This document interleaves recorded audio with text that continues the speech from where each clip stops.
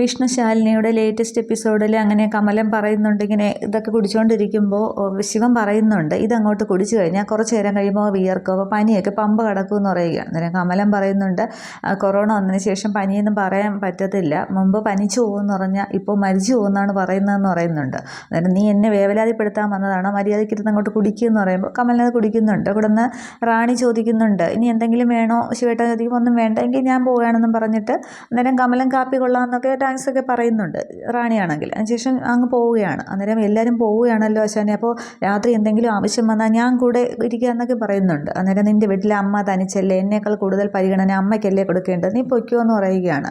അന്നേരത്തേക്ക് അമ്മ ഫോൺ ചെയ്യുന്നുണ്ട്. ദേ വിളി വന്നു എന്നും പറഞ്ഞ് കമല ഫോൺ എടുക്കുന്നുണ്ട്. അന്നേരം എൻ്റെ അമ്മയെ ഞാൻ വന്നോളാം എന്ന് പറഞ്ഞിട്ട് ഫോൺ വയ്ക്കുന്നുണ്ട്. അന്നേരം എന്തെങ്കിലും ആവശ്യമുണ്ടെങ്കിൽ വിളിക്കണേ എന്നൊക്കെ പറയുന്നുണ്ട് കമൽ. അന്നേരം ഞാൻ വിളിച്ചോളാം, നീ ധൈര്യമായിട്ട് പൊയ്ക്കോ എന്ന് പറയുമ്പോൾ കമലിനും പോവുകയാണ്.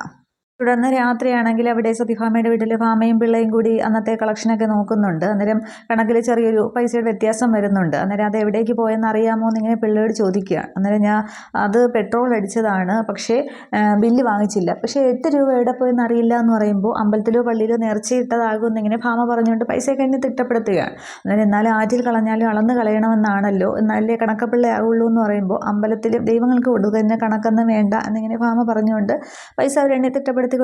ഈ സമയത്ത് ശാലിനി എത്തുന്നുണ്ട്. അന്നേരം ശാലിനി മുകളിലേക്ക് കയറാൻ പോകുമ്പോൾ ഭാമ ശാലിനി എന്ന് വിളിക്കുകയാണ്. അന്നേരം താമസിച്ച് എന്താണെന്ന് ചോദിക്കുമ്പോൾ ഒത്തിരി അത്യാവശ്യ കാര്യങ്ങളുണ്ടായിരുന്നു എന്ന് പറയുന്നുണ്ട്. തുടർന്ന് ശാലിനി ചോദിക്കുന്നുണ്ട്, ഈ പൈസ ആർക്കെങ്കിലും കൊടുക്കാനായിട്ട് വെച്ചിരിക്കുന്നതാണോ എന്ന്. അന്നേരം പിള്ള പറയുകയാണ്, പലിശ ആര് തരുന്നത് കളക്ഷനാണ്, പലിശ ആര് തരുന്നോ അവർക്ക് കൊടുക്കുമെന്ന് പറയുന്നുണ്ട്. അന്നേരം ശാലിനി പറയുകയാണെങ്കിൽ എനിക്കൊരു 1,00,000 രൂപയുടെ ആവശ്യമുണ്ടായിരുന്നു, പപ്പയുടെയും സത്യയും കൂടെ പഠിക്കുന്ന ഒരു കുട്ടിയുടെ വീട് പണിക്കാണ്, ഫണ്ട് വരുമ്പോൾ അതങ്ങ് തിരിച്ചു തരാമെന്ന് പറയുന്നുണ്ട്. അന്നേരം ഭാമ പറയുന്നുണ്ട്, പൈസയൊക്കെ തരാം, പക്ഷേ പലിശ ഒരു എത്ര ദിവസത്തേക്കാണെങ്കിൽ ആ ഒരു പലിശ കറക്റ്റ് ആയിരിക്കണം, പിന്നെ ആദ്യം പൈസ തരുമ്പോൾ ആ പലിശ എടുത്തിട്ടേ തരത്തുള്ളൂ എന്നിങ്ങനെ പറയുകയാണ്. അന്നേരം പിള്ള ഇങ്ങനെ അന്തം വിട്ട് നോക്കിയാണ്. ശാലിനി ഒരു നിമിഷം നോക്കുന്നുണ്ട് ആ ഭാമയുടെ കണക്കിൽ, എന്നിട്ട് പറയുന്നുണ്ട്, വേറെ എന്തെങ്കിലും തരേണ്ടതുണ്ടോ, അതൊക്കെ സമ്മതിച്ചു എന്ന് ശാലിനി പറയുന്നുണ്ട്. അന്നേരം വേറെ എന്തെങ്കിലും വേണോ എന്ന് ചോദിക്കുമ്പോൾ ഒരു ചെക്ക് ലീഫ് ഒപ്പിട്ട് തരണം, പിന്നെ കളക്ടറല്ലേ, ബാക്കിയൊക്കെ എനിക്ക് വിശ്വാസമാണ് എന്നിങ്ങനെ പറയുന്നുണ്ട്. അന്നേരം ശരി, പൈസ വാങ്ങിച്ചോളാം എന്ന് പറഞ്ഞിട്ട് ശാലിനി അങ്ങ് മുകളിലേക്ക് കയറി പോവുകയാണ്. അന്നേരം പിള്ള ചോദിക്കുകയാണ്, ഒരു സംശയം ചോദിച്ചോട്ടെ, അമ്മായിയമ്മയിൽ നിന്ന് മരുമകൾ പൈസ വാങ്ങുന്നു, അപ്പോൾ അതിന് പലിശ വാങ്ങണമെന്ന് ചോദിക്കുകയാണ്. അന്നേരം പൈസയുടെ കണക്കിൽ അമ്മായിയമ്മ മരുമകൾ അങ്ങനെ ഒരു സ്ഥാനമൊന്നുമില്ല, പലിശ കറക്റ്റ് ആയിരിക്കണം.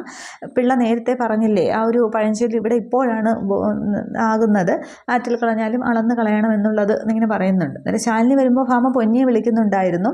അന്നേരം പൊന്നി അപ്പോഴത്തേക്ക് വരുന്നുണ്ട്. അന്നേരം എന്താ സത്യമായി ചോദിക്കുമ്പോൾ ശാലിനി വന്നിട്ടുണ്ട്, ഒരു ചായ ഇട്ട് കൊടുക്കുക എന്ന് പറയും. പൊന്നിയെ പോകുന്നുണ്ട്. ഭാമയെ പൈസ എടുത്ത് വയ്ക്കുക എന്ന് പറഞ്ഞിട്ട് പിള്ളയുടെ കൊടുത്തിട്ട് അങ്ങ് പോവുകയാണ്.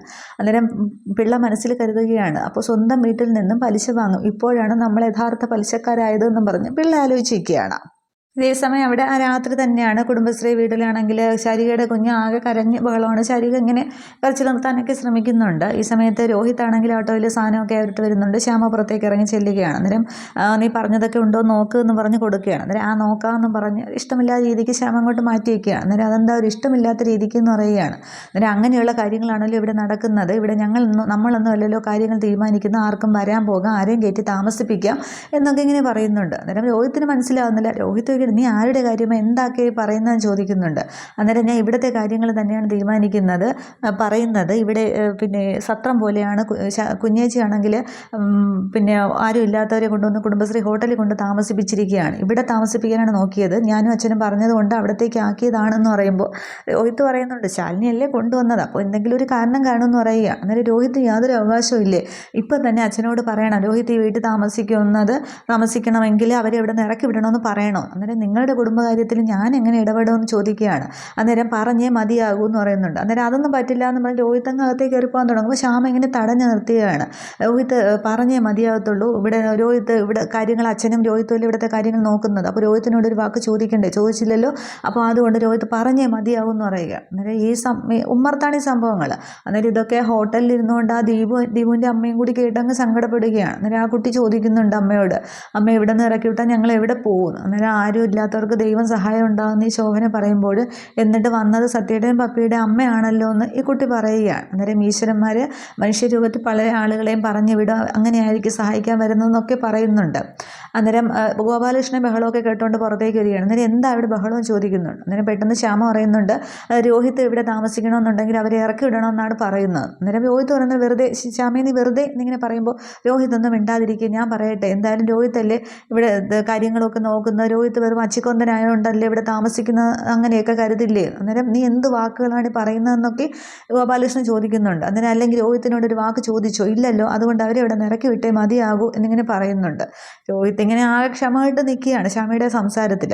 അന്നേരം പിന്നെ ഗോപാലകൃഷ്ണൻ പറയുന്നുണ്ട്, എന്തായാലും ശാലിനി കൊണ്ടുവന്ന് താമസിച്ച ഒരു ദിവസം എന്ന് പറയില്ലേ, ആ ഒരു ദിവസം കഴിയട്ടെ, നാളെ രാവിലെ തന്നെ അവരെ ഹോട്ടലിൽ നിന്ന് ഒഴിപ്പിക്കാനുള്ള ഏർപ്പാട് ഞാൻ ചെയ്യാം, അതുവരെ കാക്ക് എന്ന് പറയുകയാണ്. അന്നേരം ഈ കുഞ്ഞ് അവിടെ കിടന്ന് കരയുകയാണ്. അന്നേരം കുഞ്ഞ് കരയുന്നു, ഞാൻ എന്താണെന്ന് നോക്കട്ടെ എന്ന് പറഞ്ഞ് ഗോപാലകൃഷ്ണൻ അകത്തേക്ക് പോവുകയാണ്. അന്നേരം ഈ ശ്യാമ അങ്ങോട്ട് വീണ്ടും ദേഷ്യപ്പെടും, ഏത് സമയം കരച്ചിൽ എന്നെ നാശം എന്ന് പറയുകയാണ്. അന്നേരം നിനക്കിതൊക്കെ എങ്ങനെ ചിന്തിക്കാൻ കഴിയും, നീ ഇത്രയ്ക്ക് ക്രൂരയാവരുത് ശ്യാമേ, ആരോട് പറഞ്ഞിട്ട് എന്താ കാര്യം എന്ന് പറഞ്ഞിട്ട് രോഹിത്ത് ദേഷ്യപ്പെട്ടങ്ങ് അകത്തേക്ക് കയറി പോകുന്നുണ്ട്.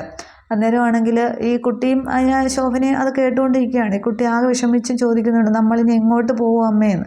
അന്നേരം നോക്കട്ടെ എന്നിങ്ങനെ പറഞ്ഞ് ആ കുട്ടിയെ ആശ്വസിപ്പിക്കുകയാണ്. അന്നേരം ശ്യാമ അവിടെ അവിടുന്ന് ഹോട്ടലിലേക്ക് നോക്കി പറയുന്നുണ്ട്, സത്രമല്ലേ സത്രം, ആരോട് പറയാം, ആരെയും കേൾക്കാം, എല്ലാവർക്കും വരാമല്ലോ എന്ന് പറഞ്ഞ് വെറുതെ ഇവിടെ കിടന്നങ്ങ് ദേഷ്യപ്പെടുകയാണ്. ഇതേസമയം അവിടെ ശാലിനിയും സത്യയും പപ്പിയും ഒക്കെ ഇങ്ങനെ ഉറങ്ങുകയാണ്. അന്നേരം ശാലിനിയാണെങ്കിൽ ഒരു സ്വപ്നം കണ്ട് ഞെട്ടി ഉണരുന്നുണ്ട്. ശിവനാണെങ്കിൽ ആ ഒരു ശ്മശാന ഭൂമിയിൽ ഇങ്ങനെ എന്തോ പോലെ ഇങ്ങനെ ഒരു പ്രേതം എന്ന പോലെ തന്നെയാണ് ഇങ്ങനെ നിൽക്കുന്നു. എന്നിട്ട് തിരിഞ്ഞിങ്ങനെ ഭീതിയോടെ ഇങ്ങനെ ദേഷ്യത്തോടെ ഇങ്ങനെ നോക്കുന്ന ആ ഒരു സീൻ അത് കണ്ട് ശാലിനി ഇങ്ങനെ ഞെട്ടി അങ്ങോട്ട് ഉണരുകയാണ്. അന്നേരം എന്നിട്ട് ശാലിനി ലൈറ്റിട്ട് വെള്ളമൊക്കെ എടുത്ത് കുടിക്കുന്നുണ്ട്. അന്നേരം ആർക്കോ വേണ്ടപ്പെട്ടവർക്ക് എന്തോ ഒരു ആപത്ത് സംഭവിച്ച പോലെ, അങ്ങനെ ശിവനെയാണല്ലോ സ്വപ്നത്തിൽ കണ്ടതെന്നൊക്കെ ഇങ്ങനെ മനസ്സിൽ കരുതിയിരിക്കുമ്പോൾ തന്നെ ആ ഒരു സ്പോട്ടിൽ തന്നെ റാണിയാണ് ഫോൺ ചെയ്യുന്നുണ്ട്. അന്നേരം എന്താ റാണി രാത്രി ഈ സമയത്ത് ചോദിക്കുമ്പോൾ, ശാലിനി ചേച്ചി, ശിവേട്ടന് നല്ല പനിയുണ്ട്, ഞാൻ മാത്രമേ ഉള്ളൂ, അച്ഛന് സ്ഥലത്തില്ല, ചന്ദ്രയെ വിളിച്ചിട്ട് കിട്ടുന്നില്ല, അല്ലെങ്കിൽ ചേച്ചി ബുദ്ധിമുട്ടിക്കില്ലായിരുന്നു, എന്തെങ്കിലും ഉടനെ ചെയ്യണം എന്നിങ്ങനെ പറഞ്ഞ് റാണി ആകെ അങ്ങ് വെപ്രാളത്തിലാണ്. അന്നേരം ശരി, ഞാൻ അങ്ങോട്ട് വരാം എന്ന് പറഞ്ഞ് ശാലിനി ഫോൺ വയ്ക്കുന്നുണ്ട്. എന്നിട്ട് റെഡി ആയിട്ട് കാറെടുത്ത് സ്വന്തമായിട്ട് ഡ്രൈവ് ചെയ്ത് ശാലിനി അവിടേക്ക് പോകുന്നുണ്ട്. ഇതേ സമയം അവിടെ പ്രകാശാണെങ്കിൽ ചന്ദ്രയുടെ വീടിന് വെളിയിൽ വന്നിട്ട് ചന്ദ്രയെ ഫോൺ ചെയ്യുന്നുണ്ട്, ഞാൻ പുറത്തുണ്ട്, സെക്യൂരിറ്റി പിന്നെ ഒരു നോട്ടം തന്നെയാണ്, കയറാനായിട്ട് പുറത്ത് തന്നെ ഉണ്ട് എന്നിങ്ങനെ പറയുകയാണ്. അന്നേരം ചന്ദ്ര കരഞ്ഞുകൊണ്ടാണ് പറയുന്നത്, പിന്നെ പ്രകാശം ഇപ്പോൾ ഇങ്ങോട്ടത്തേക്ക് വരേണ്ട, പറ്റുമെങ്കിൽ ഏട്ടനെ പോയെന്ന് നോക്കൂ, ഏട്ടൻ പനിച്ച് വിറച്ച് കിടക്കുകയാണ്, പനി കൂടുതലാണ്, ഹോസ്പിറ്റലിൽ പോകാനും പറഞ്ഞിട്ട് കേൾക്കുന്നില്ല, അവിടെ ആരും സഹായത്തിനില്ല, അതുകൊണ്ട് പറ്റുമെങ്കിൽ അങ്ങോട്ടൊന്ന് പോകുമെന്ന് ചോദിക്കുകയാണ്. അന്നേരം അതിനെന്താ, ഞാൻ പോകാമല്ലോ, ഞാൻ സ്റ്റെതസ്കോപ്പും ബി നോക്കുന്ന അതുമൊക്കെ ആയിട്ട് പോകാം, എന്നിട്ട് അവിടെ ചെന്നിട്ട് വിളിക്കാമെന്ന് പറയുക, എന്നാൽ താങ്ക്സ് എന്നൊക്കെ പറയുകയാണ്. അന്നേരം നമ്മൾ തമ്മിൽ അങ്ങനെ ഒരു ഫോർമാലിറ്റി വേണോ, ഞാൻ അവിടെ ചെന്നിട്ട് വിളിക്കാമെന്ന് പറഞ്ഞ് പ്രകാശം ഫോൺ വയ്ക്കുകയാണ്. അന്നേരം ചന്ദ്രയ്ക്ക് ഒരുവിധം ആശ്വാസമാവുന്നുണ്ട്. അതേസമയം അവിടെ ശിവനാണെങ്കിൽ ആകെ പാനിച്ചങ്ങോട്ട് വിറയ്ക്കുകയാണ്. അന്നേരം പിന്നെ റാണി എന്ന് പറയുന്നുണ്ട്, ഇത് കൂടുകയാണല്ലോ, പിന്നെ രാത്രി നമ്മൾ അച്ഛനെ നോക്കണ്ട, വെളുത്തിട്ടേ വരൂ എന്നൊക്കെ പറയുകയാണ്. അന്നേരം ഈ രാത്രി നമ്മൾ എന്ത് ചെയ്യണം, തൽക്കാലം ഒരു തുണി നനച്ചുകൊണ്ട് വാ, പനിക്ക് ചെറിയൊരു ശമനം ഉണ്ടാകുമെന്നിങ്ങനെ ശിവൻ പറയുന്നുണ്ട്. തുടർന്ന് റാണിയാണെങ്കിൽ അതൊക്കെ എടുത്ത് തുണിയൊക്കെ കൊണ്ടുവരുന്നുണ്ട്. പക്ഷേ ഇതുകൊണ്ടൊന്നും പോകുമെന്ന് തോന്നില്ല എന്നും പറഞ്ഞ് തുണിയൊക്കെ നനച്ചിട്ട് കൊടുക്കുകയാണ്. ഞാൻ ശാലിനി ചേച്ചി അറിയിച്ചിട്ടുണ്ട്, പക്ഷേ രാത്രി ശാലിനി ചേച്ചി എങ്ങനെ വരാനാണ്, വരുമെങ്കിൽ എങ്ങനെയെങ്കിലും ശിവേട്ടനെ ക്ലിനിക്കിൽ കൊണ്ടുപോയി കൂട്ട് മരുന്ന് വാങ്ങിച്ചു തരാം, അല്ലാതെ ഇത് കുറയത്തൊന്നുമില്ല, അതായത് തുണി ഇപ്പം തന്നെ ചൂടായി, അത്രയ്ക്ക് പനിയുണ്ടെന്ന് പറഞ്ഞ് വീണ്ടും വീണ്ടും നനച്ചിട്ട് കൊടുക്കുകയാണ്. ഈ സമയത്ത് ശാലിനി എത്തുന്നുണ്ട്. അന്നേരം നല്ല പനിയാണ് ചേച്ചി എന്നിങ്ങനെ പറയുന്നുണ്ട്. അന്നേരം ശിവനാണെങ്കിൽ വെള്ളമെന്ന് ചോദിക്കുകയാണ്. അന്നേരം വെള്ളം ഞാൻ കൊണ്ടുവരാമെന്നും പറഞ്ഞ് റാണി അടുക്കളയിലേക്ക് ഓടുന്നുണ്ട്. അന്നേരം പിന്നെ വെള്ളം കൊണ്ടുവരുന്നുണ്ട്. അന്നേരം ഇത്ര പനിയും വെച്ചിട്ട് പിന്നെ ഹോസ്പിറ്റലിൽ പോവാതെ എന്തിനാ ഇത്രയും രാത്രിയായി നോക്കിയിരുന്നതെന്നൊക്കെ ശാലിനി പറയുന്നുണ്ട്. തുടർന്ന് വെള്ളം കൊണ്ടുവരുമ്പോൾ എഴുന്നേക്കെന്ന് പറയുമ്പോൾ ശിവൻ പതിയെ അങ്ങോട്ട് എഴുന്നേൽക്കുകയാണ്. അന്നേരം ശാലിനി ഇങ്ങനെ വെള്ളം വാങ്ങിച്ച് കൊടുക്കാനായിട്ട് പോകുമ്പോൾ ശിവൻ അങ്ങ് വീഴുകയാണ്. ശാലിനിയുടെ മടിയിലേക്കാണ് വീഴുന്നത്. അന്നേരം പിടിച്ചതെന്നും പറഞ്ഞ് പിന്നെ ശാലിനി ആണെങ്കിൽ ആ വെള്ളം അങ്ങ് റാണിയുടെ കയ്യിൽ കൊടുക്കുന്നുണ്ട്. എന്നിട്ട് ശിവനെ ഇങ്ങനെ വിളിക്കുകയാണ്, ശിവ ശിവ എന്ന്. പക്ഷേ ശിവ ഉണരുന്നില്ല, ആകെ ബോധം കെട്ടങ്ങ് വീഴുകയാണ്. അന്നേരം പെട്ടെന്ന് ശാലിനിയാണെങ്കിൽ ഒരു നേരത്തെ കഴിഞ്ഞ പ്രമോയിൽ കാണിച്ച പോലെ ശിവൻ്റെ ആ ഒരു നെഞ്ചിലേക്ക് ഇങ്ങനെ കൈവയ്ക്കുമ്പോൾ ശാലിനിക്ക് ഒരു സ്പാർക്ക്, ഒരു ഷോക്ക് അടിക്കുന്ന പോലെ തോന്നുകയാണ്. അന്നേരം ആ അകത്തിങ്ങനെ ആ ഒരു ഹൃദയമൊക്കെ ഇങ്ങനെ പോകുന്നതായിട്ട് കാണിക്കുന്നുണ്ട്. അന്നേരം ശാലിനിക്ക് എന്തോ പോലെ തോന്നുന്നുണ്ട്. എന്നിട്ട് പെട്ടെന്ന് ശാലിനിയാണെങ്കിൽ അങ്ങ് ബെഡിലേക്ക് എടുത്ത് കിടത്തുന്നുണ്ട്. അന്നേരം എന്താ പറ്റിയത്, ഇപ്പോൾ എന്താ ചെയ്യുക എന്ന് പറഞ്ഞ് റാണിയും പിന്നെ ശാലിനിയും കൂടി ആലോചിച്ച് നിൽക്കുകയാണ്. അന്നേരത്തേക്ക് പ്രകാശൻ എത്തുന്നുണ്ട്. നീ എത്തിയോ എന്നിങ്ങനെ പ്രകാശിനെ കണ്ടിട്ട് ശാലിനി ചോദിക്കുന്നുണ്ട്. അന്നേരം ചന്ദ്ര വിളിച്ചിരുന്നു എന്ന് പറഞ്ഞിട്ട് അന്നേരം നല്ല ബോധം പോയി, എന്താണ് നോക്ക് എന്നിങ്ങനെ പറയുന്നുണ്ട്. അന്നേരം ടെലസ്കോപ്പൊക്കെ എടുത്ത് വെച്ചിട്ട് പ്രകാശാണെങ്കിൽ നോക്കുകയും ചെയ്യുന്നുണ്ട്. അന്നേരം പ്രകാശിന് ആദ്യം ഒന്ന് ഷോക്ക് ആവുന്നുണ്ട്. എന്നിട്ട് കണ്ണൊക്കെ ഇങ്ങനെ പിടിച്ച് നോക്കുന്നുണ്ട്, പൾസൊക്കെ നോക്കുകയാണ്. എന്നിട്ട് പറയുന്നുണ്ട്, ചേച്ചി ആകെ പ്രശ്നമാണ്, പിന്നെ പിന്നെ ഇവിടെ നിന്ന് ഹോസ്പിറ്റലിലേക്ക് എത്ര ദൂരം ഉണ്ടാവുമെന്ന് ആദ്യം ചോദിക്കുകയാണ്. അന്നേരം ശാലിനി ഇങ്ങനെ റാണിയെ നോക്കുകയാണ്.